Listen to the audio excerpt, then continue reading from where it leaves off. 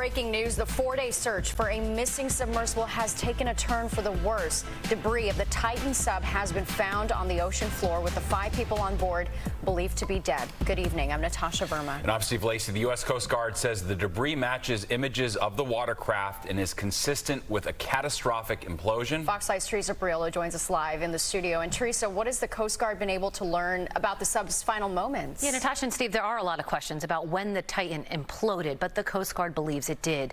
There are 2 debris fields on the ocean floor, and it shows what, as Steve mentioned, is being referred to as a catastrophic event.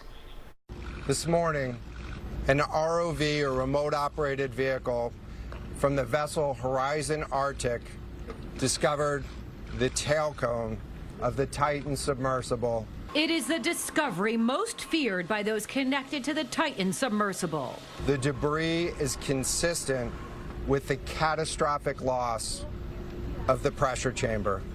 Upon this determination, we immediately notified the families. All 5 members of the tourist vessel have been killed, including UAE adventurer Hamish Harding, a Pakistani billionaire and his teenage son, the owner of Ocean Gate, Stockton Rush, and Titanic expert P.H. Nargeolet, who had been to the Titanic wreckage 40 times, but this time would be his last. The initial thing we found was the nose cone, which was outside of the pressure hull. We then found a large debris field. Within that large debris field, we found the front end bell of the pressure hull. That was the first indication that there was a catastrophic event. It's not yet known when the vessel imploded. Was it on the trip down to the Titanic, or was the crew in distress and attempting to abort the mission?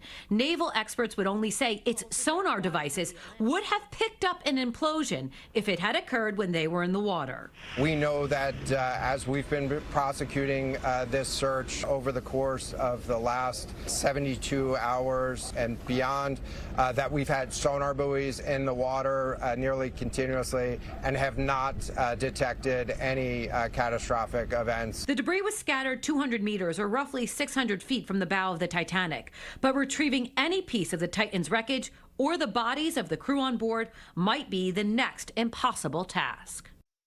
So remotely operated vehicles, ROVs, will remain in the area in the hopes of being able to salvage some parts of the Titan's wreckage. Since this vessel was carrying citizens from at least 3 nations, it will take an international cooperation to continue this recovery effort and bring it to a conclusion. Steve and Natasha. Very well. All right. Thanks, Teresa.